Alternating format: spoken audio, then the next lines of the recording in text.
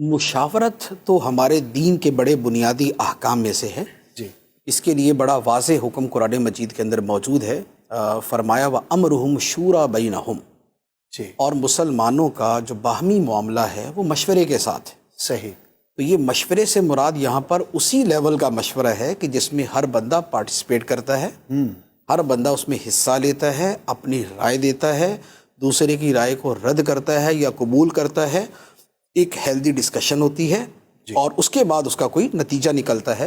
تو یہ جو وہ امرہم شورا بینہم ہے, اس کے بارے میں تو جملہ مفسرین نے لکھا ہے کہ یہ مسلمانوں کے اجتماعی معاملات کے حل کے لیے حکم شرعی کے طور پہ, اچھا, یعنی کہ یہ ایک استحبابی حکم نہیں ہے بلکہ ایک وجوبی حکم ہے کہ آپس کے اندر بہت سارے معاملات کے اندر مشاورت کی جائے. یعنی بہت ساری جگہوں پہ وجوبی, ہر جگہ وجوبی تو نہیں ہوتا لیکن بہت ساری جگہوں پہ یہ وجوبی بھی ہے. صحیح. اچھا, پھر نبی پاک علیہ الصلوۃ والسلام کی سیرت طیبہ چونکہ اسوہ حسنہ تو امت کے لیے آپ کی سیرت ہے, لہذا نبی پاک علیہ الصلوۃ والسلام کو بطور خاص یہ حکم فرمایا گیا وَشَاوِرْهُمْ فِي الْأَمْرِ کہ آپ معاملات کے اندر ان صحابہ کرام سے مشورہ کیا کریں. واہ.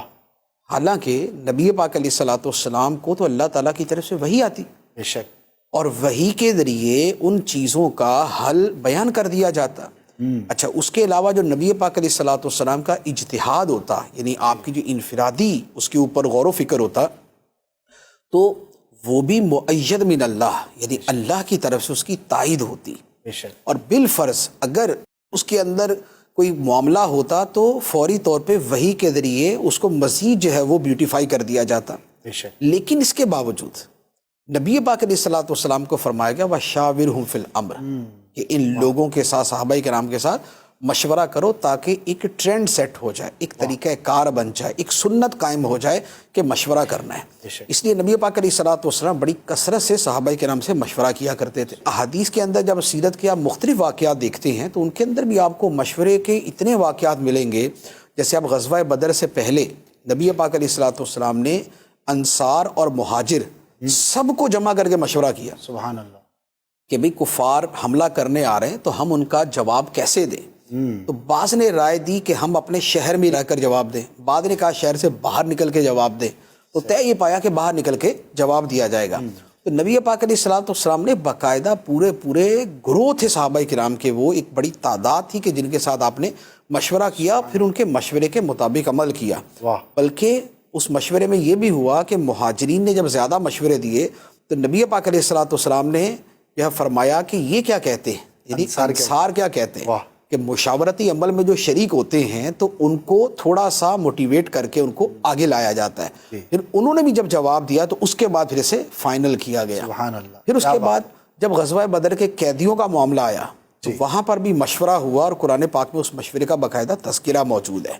پھر اس کے بعد آپ دیکھ لیں کہ جب غزوہ خندق کا واقعہ ہوا ہے تو جو خندق کھودی گئی, یہ بھی اس سے پیچھے مشاورتی عمل ہوا تھا کہ بھئی کفار اتنی بڑی تعداد میں حملہ کرنے کے لیے آ رہے, کیونکہ بہت سارے قبیلے جمع ہو گئے تھے, تو بہت سارے قبیلوں نے مل کر حملہ کیا تھا. تو اب یہ تھا کہ اب دفاع کیسے کیا جائے, صحیح, ہم اتنی بڑی تعداد کا مقابلہ کیسے کریں گے. تو یہ مشورہ ہی شروع ہوا تھا کہ جس میں حضرت سلمان فارسی رضی اللہ تعالیٰ عنہ نے یہ کہا تھا کہ خندق کھود دی جائے. سبحان اللہ.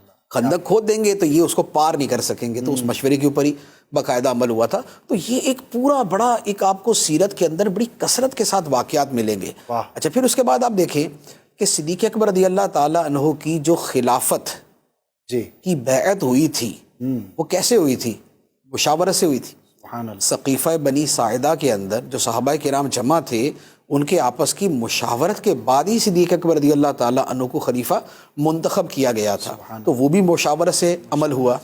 اچھا, پھر اس کے بعد آپ دیکھیں کہ یہ جو قرآن مجید کو ایک بک شیپ میں جمع کیا گیا, یہ بھی مشاورت کے ساتھ ہی ہوا اور اس میں باقاعدہ آرگیومنٹ ہے ایک دوسرے کے ساتھ.